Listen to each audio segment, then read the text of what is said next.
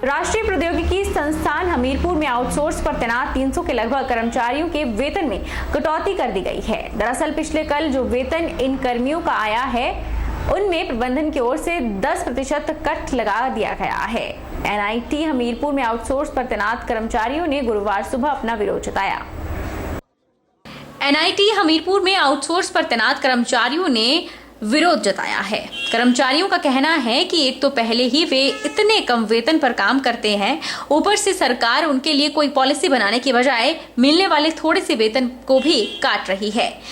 NIT की बात करें तो यहाँ मल्टी टास्क वर्कर की संख्या 250 के करीब है, जबकि 300 सिक्योरिटी गार्ड और 150 के करीब सफाई कर्मचारी है। एनआईटी हमीरपुर में आउटसोर्स पर तैनात कर्मचारियों ने गुरुवार को अपना विरोध जताया। उनका कहना था कि इन्हें समय अनुसार जो लाभ मिलने चाहिए वह भी पूरे नहीं दिए जा रहे। यहाँ तक कि दिवाली पर मिलने वाला बोनस भी बंद कर दिया गया है।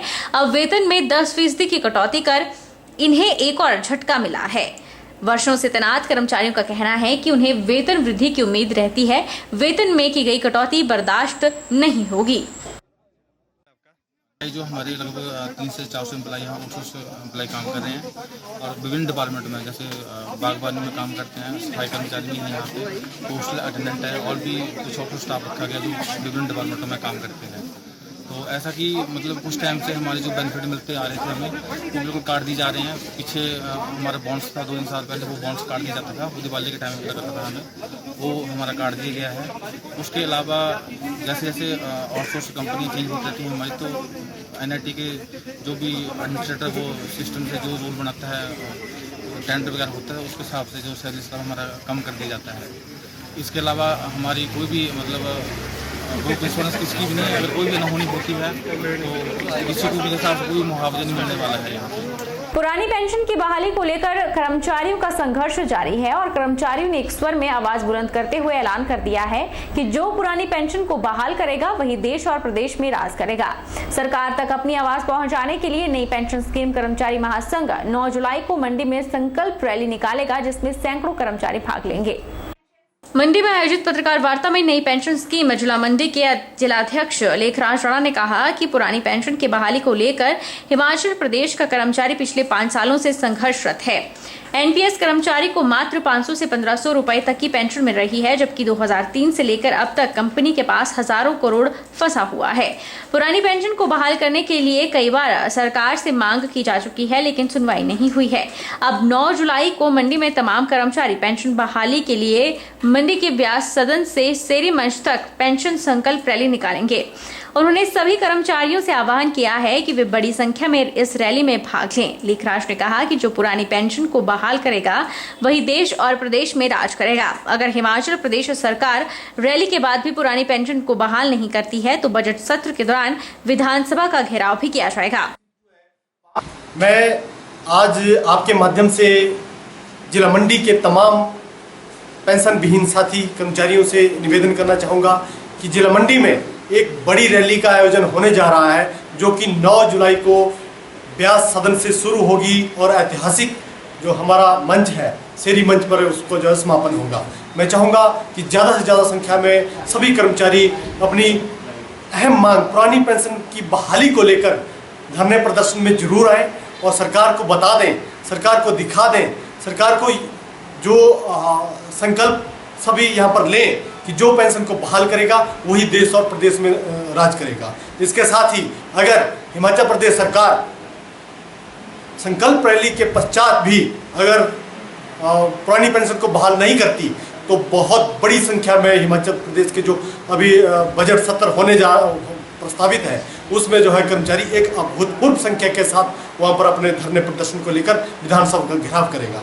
वो पेंशन संकल्प रैली का आयोजन किया जा रहा है और बहुत सारे कर्मचारी जो है इस संकल्प यात्रा में भाग ले रहे हैं और 9 जुलाई को जो है वो जिला मंडी की बारी है और मुझे विश्वास है कि हमारे जिला मंडी के पूरे कर्मचारी जो है वो इस रैली में भाग लेंगे और इस रैली को सफल बनाएंगे। बिलासपुर सदर विकासखंड के तहत अभी तक 8 करोड़ रुपए खर्च किए जा चुके हैं। लोगों को घर द्वार पर मनरेगा के तहत कार्य मिला हुआ है, जिसमें 1000 के करीब विकास कार्य अभी तक सदर खंड में चले हुए हैं। ये बात बिलासपुर में पत्रकारों से बातचीत करते हुए सदर बीडीओ विनय शर्मा ने कही। बिलासपुर सदर बीडीओ विनय शर्मा ने कहा कि सदर खंड में अभी तक 8 करोड़ रुपए विकासात्मक कार्यों को खर्च किए जा चुके हैं। वहीं अभी अन्य कार्य भी सदर विकास खंड के तहत क्षेत्र में चले हुए हैं। उन्होंने सदर विकास खंड का पूरा ब्यौरा देते हुए कहा कि अभी तक जिला में 8,031 मनरेगा वर्कर्स सदर में कार्य कर रहे हैं, जिनमें 5,477 परिवारों को इसका सीधा लाभ मिल रहा है। ग्रामीणों को घर द्वार पर रोजगार के अवसर प्रदान किए जा रहे हैं। वहीं उन्होंने ये भी बताया कि सदर खंड में 10 से 15 लाख रुपए की लागत से 3 पंचवटी पार्क बनाए जा रहे हैं। यह पार्क द्योत, पंचगाई और हरनोड़ा में तैयार किए जा रहे हैं, जिनका कार्य तेजी से चला हुआ है। वहीं इन पार्कों की देखभाल के लिए संबंधित पंचायत प्रधानों को नियुक्त किया गया है। इन पार्कों में बच्चों के पार्क और ओपन जिम सहित अन्य सभी सुविधाएं उपलब्ध कराई जा रही है। फाइनेंशियल ईयर रहा है 21-22, उसमें पूरे हमारे विकास खंड में 8 करोड़ बजट जो है वो इसके ऊपर खर्च किया गया है और ये हम पूरी राशि का भुगतान कर चुके हैं। PFFS में कुछ टेक्निकल एरर होने की वजह से ये हो सकता है कि किसी अकाउंट में अभी पैसे के पहुंचने में कुछ दिक्कत रही हो, लेकिन ज़्यादातर मामलों में पैसा जो है यहाँ से पूरे का पूरा पैसा ट्रांसफ़र किया जा चुका है। लेबर की पेमेंट लगातार की जाती रहती है और जो मटेरियल का पेमेंट है वो रेगुलर इंटरवल्स पे पेमेंट की जाती है। तो इस तरह से हम लोग काम इसमें पेमेंट कर चुके हैं लगभग 8 करोड़ रुपये की। और हमारे पास मनरेगा में कुल मिला के 8,033 जो लोग हैं, जिनको आप लाभार्थी कह सकते हैं, श्रमिक कह सकते हैं, उन्होंने मनरेगा में काम किया है। और उसके साथ 5,477 जो परिवार हैं उनको इससे लाभ हुआ है। मतलब ये वो परिवार है जिनके लोगों ने मनरेगा में काम किया है और वो इंडिविजुअल वर्क भी हो सकता है और कम्युनिटी वर्क भी हो सकता है। जयराम सरकार द्वारा हिमाचल में शुरू की गई मुख्यमंत्री स्वावलंबन योजना कारगर साबित हो रही है और बड़ी संख्या में युवा इसका लाभ भी उठा रहे हैं। जिला मुख्यालय नाहन में योजना के तहत वर्चुअली साक्षात्कार हुए, जिसमें 61 में से 58 प्रोजेक्ट को स्वीकृति मिली। उपायुक्त सिरमौर रामकुमार गौतम ने कहा कि मुख्यमंत्री स्वावलंबन योजना को लेकर सिरमौर जिला में अच्छा रुझान देखने को मिल रहा है और बड़ी संख्या में युवा इस योजना का लाभ उठाकर स्वावलंबी बने हैं। उन्होंने कहा कि बरसात के मौसम को देखते हुए अभ्यर्थियों को राहत देते हुए साक्षात्कार वर्चुअली आयोजित किए गए और जिन अभ्यर्थियों के प्रोजेक्ट स्वीकृत किए गए हैं उन्हें करीब 11 करोड़ के ऋण उपलब्ध करवाए जाएंगे। उन्होंने कहा कि योजना के तहत इस बार 315 युवाओं को ऋण वितरित करने का लक्ष्य रखा गया है। उपायुक्त ने बताया कि मुख्यमंत्री स्वावलंबन योजना के तहत महिला वर्ग में 35% जबकि पुरुष वर्ग में 25% सब्सिडी दी जाती है। इसके साथ ही अगर पुरुष वर्ग का अभ्यर्थी ST या SC वर्ग से संबंधित है तो उन्हें भी 30% तक सब्सिडी प्रदान की जाती है। सिरमौर जिला में इस वर्ष 10 करोड़ की सब्सिडी वितरण का लक्ष्य रखा गया है। इन सभी को हम एक एंटरप्रेन्योर्स के रूप में जो है वो डेवलप करने की कोशिश कर रहे हैं ताकि वो नौकरी मांगने की बजाय नौकरी देने की श्रेणी में काउंट हो सकें। तो अभी हमारा जो जिला का टारगेट है वो 315 केसेस करने का है और अभी तक हमने 53 केसेस सैंक्शन कर दिए हैं और 10 करोड़ के आसपास जो है अमाउंट सैंक्शन इसमें हुआ है। आज की तारीख में जो है हमने 58 केसेस आज डिस्कस किए यहाँ पे और सैंक्शन करके जो है बैंक्स को भेजे हैं और इसका जो अमाउंट बनता है वो 11 करोड़ के आसपास बनता है। तो आपके माध्यम से मैं सभी सिरमौर वासियों से आग्रह करना चाहता हूँ कि जो हमारी महिला शक्ति है या युवा वर्ग जो है तो काइंडली इस स्कीम के माध्यम से कोई भी एक्टिविटी जो है, काफ़ी ज़्यादा इसमें एक्टिविटीज़ हैं, डेयरी फार्मिंग से लेके और जितना आपका मैन्युफैक्चरिंग यूनिट हो गया, सर्विसेज के ऊपर बहुत ज़्यादा इसमें फोकस किया गया है। तो मैं सभी युवाओं से ये अनुरोध करना चाहूँगा कि आप भी जो भी आपके पास स्किल है उसके अंतर्गत आप इस योजना के माध्यम से जो है अपना कोई ना कोई कारोबार जो जरूर स्टार्ट करें। नाहन स्थित रोटरी क्लब सिरमौर हिल्स और इनरविल क्लब का संयुक्त इंस्टॉलेशन कार्यक्रम संपन्न हुआ। कार्यक्रम में रोटरी क्लब 3080 के डिस्ट्रिक्ट गवर्नर VP काल्टा विशेष तौर पर मौजूद रहे। रोटरी क्लब 3080 के डिस्ट्रिक्ट गवर्नर VP काल्टा ने बताया कि रोटरी क्लब सिरमौर हिल्स की स्थापना दिवस है। उन्होंने बताया कि इस इंस्टॉलेशन कार्यक्रम में मुख्य तौर पर कॉलर एक्सचेंज किया गया। 1 जुलाई को विश्व भर में रोटरी क्लब का कार्यभार नई कार्यकारिणी को सौंपा जाता है। उन्होंने बताया कि रोटरी क्लब सिरमौर हिल्स के अजय तोमर नए अध्यक्ष होंगे और अजय संधू सचिव होंगे। वहीं इनरविल क्लब क्लासिक नाहन की प्रगति सब लोग अध्यक्ष बनी है।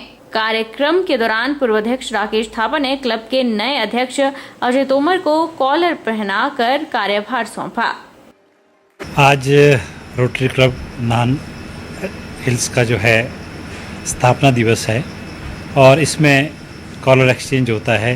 जो हमारी नई टीम है अजय तोमर जी और अजय संधू जी, ये प्रेसिडेंट और सेक्रेटरी होंगे नए साल के लिए। 1 जुलाई से रोटरी का कार्यभार जो है किया जाता है और इसमें जो हमारे रोटरी की गतिविधियां रहती है, आपको मालूम है, छोटे से छोटे चाहे वो ट्री प्लांटेशन की हो, मेडिकल कैंप्स हो या दूसरी गतिविधियां तो रहती है, लेकिन डिस्ट्रिक्ट लेवल में बहुत बड़े बड़े प्रोजेक्ट्स भी किए जाते हैं। इंटरनेशनल लेवल में बहुत बड़े बड़े प्रोजेक्ट्स किए जाते हैं। जैसे मैं इंटरनेशनल लेवल में बात करूं तो मेडिकल मिशन से लेकर, जिसमें डॉक्टर सब लोग जी कई बार मरतबा गए हैं मेडिकल मिशन के अंदर, और इंटरनेशनल कॉन्फ्रेंस होती है हमारी विभिन्न कंट्री के अंदर। और आपको शायद ये जान के हैरानी भी होगी और खुशी भी होगी कि रोटरी जो है वर्ल्ड में 220 कंट्रीज़ के अंदर है, और जबकि यूएनओ भी शायद 195 कंट्रीज़ के अंदर है। तो मानवता के प्रति जो भी कार्य कर सकती है रोटरी, वो करती आई है। सोलन के पीजी कॉलेज में आज युवा सीमेंट और बजरी के साथ काम करते नजर आए। शासन प्रशासन ने जब इनकी नहीं सुनी तो विद्यार्थी अब खुद ही मैदान की हालत को सुधारने में लग गए हैं। सभी युवाओं ने खेल के मैदान की मरम्मत कर रहे हैं और अपना रोष प्रकट कर प्रदेश की शिक्षा प्रणाली की पोल खोल रहे हैं। यह जो युवा सीमेंट और बजरी के साथ काम करते नजर आ रहे हैं, यह कोई मिस्त्री नहीं है और ना ही मिस्त्री बनने की ट्रेनिंग ले रहे हैं। सभी युवा पीजी कॉलेज सोलन के विद्यार्थी हैं। ये युवा बताना चाहते हैं कि जिले के सबसे पुराने पीजी कॉलेज का क्या हाल है। वह यह जताना चाहते हैं कि जो सरकार खेल को बढ़ावा देने के बड़े बड़े दावे करती है और करोड़ों रुपए स्पोर्ट्स के नाम पर खर्च कर रही है, वह शिक्षण संस्थानों में नहीं पहुंच रहा है, जिसकी वजह से उनके खेल के मैदान खेलने लायक नहीं रहे हैं, जिसके बारे में विद्यार्थी कई बार प्रशासन और शासन को अवगत करवा चुके हैं, लेकिन कोई सुध नहीं ले रहा। इसलिए वह खुद मैदान की मुरम्मत कर रहे हैं। रोष प्रकट करते हुए एबीवीपी के सोलन कैंपस उपाध्यक्ष देवांश सूद ने कहा कि उनके कॉलेज में बास्केटबॉल प्रतियोगिता है, लेकिन मैदान टूटे पड़े हैं, जिसके बारे में कॉलेज प्रशासन को कई बार अवगत करवाया गया, लेकिन फंड ना होने का बहाना बनाकर उन्हें पल्ला झाड़ लिया गया। इसलिए उन्हें मजबूरन खुद ही मैदान की मरम्मत करनी पड़ रही है। उन्होंने मीडिया के माध्यम से शिक्षा मंत्री से सवाल पूछते हुए कहा है कि आखिर प्रदेश सरकार का स्पोर्ट्स फंड कहाँ जाता है। धरातल पर कुछ भी कार्य होता नजर नहीं आ रहा। खेल के मैदानों के हाल बद से बदतर हो चुके हैं। उन्होंने कहा कि अक्सर कॉलेज के मैदान में खेलते हुए खिलाड़ी चोटिल हो जाते हैं। अब तो खिलाड़ी भी मैदान में खेलने से डरते हैं। ऐसे में उनकी खेल प्रतिभा चोटिल होने के डर से दम तोड़ रही है। जैसा कि आप लोगों को पता है, कुछ लोगों को नहीं भी पता होगा, 9 जुलाई 1949 को अखिल भारतीय विद्यार्थी परिषद का गठन हुआ। तब से लेकर आज तक विद्यार्थी परिषद हर साल कुछ ना कुछ कार्यक्रम करा रही है। तो इस वर्ष भी सोलन में पहली बार मेंस 3 वर्सेस 3 बास्केटबॉल टूर्नामेंट का आयोजन किया जा रहा है, जिसका आयोजन डिग्री कॉलेज सोलन में होगा। पर जो हमारा चिंता का विषय है, हम टूर्नामेंट कराए कैसे। आप ग्राउंड की हालत देखें, इतने खड्डे ग्राउंड में लोगों के पैर मुड़ जाते हैं, कईयों के फ्रैक्चर हो जाते हैं, कैसे करें। कॉलेज प्रशासन सोया हुआ है। मैं मीडिया बंधु के माध्यम से पूछना चाहूँगा हमारे एजुकेशन मिनिस्टर से, स्पोर्ट्स मिनिस्टर से, कि क्या प्रशासन सोया हुआ है, कहाँ आ रहा है फंड। कॉलेज को जो स्पोर्ट्स फंड आता है वो कहाँ आता है, यहाँ तो कुछ दिख नहीं रहा है। कॉलेज में 4000 बच्चों की स्ट्रेंथ है, तो उसमें हम लोग सिर्फ पढ़ने नहीं आते हैं, और भी बहुत एक्टिविटीज होती है जो कॉलेज में होती है, तो उसमें हमारे को बहुत कोई फैसिलिटी नहीं है हमारे को प्रोवाइड। हमारा बास्केटबॉल कोर्ट ढंग का नहीं है, बीच में पोल्स है, इसमें तो उधर खड्डे है, पानी भरा रहता है। सकते हैं यहाँ आप, कोई काम नहीं हुआ यहाँ पे। गौरतलब है कि यह वह कॉलेज है जहां से शिमला, सिरमौर और सोलन के छात्र उच्च शिक्षा ग्रहण करने के बाद उच्च पदों पर आसीन हैं। यहां तक कि कई विद्यार्थी वर्तमान समय में राजनीति में भी शीर्ष के नेताओं में गिने जाते हैं, लेकिन दुर्भाग्य है कि उसके बावजूद भी न सरकार और न ही अधिकारी इस ओर कोई ध्यान दे रहे हैं और खामियाजा खिलाड़ियों को भुगतना पड़ रहा है। तो चला है छोटे से ब्रेक का। ब्रेक के उस पार फौरन लौटेंगे, आप बने रहिए हमारे साथ।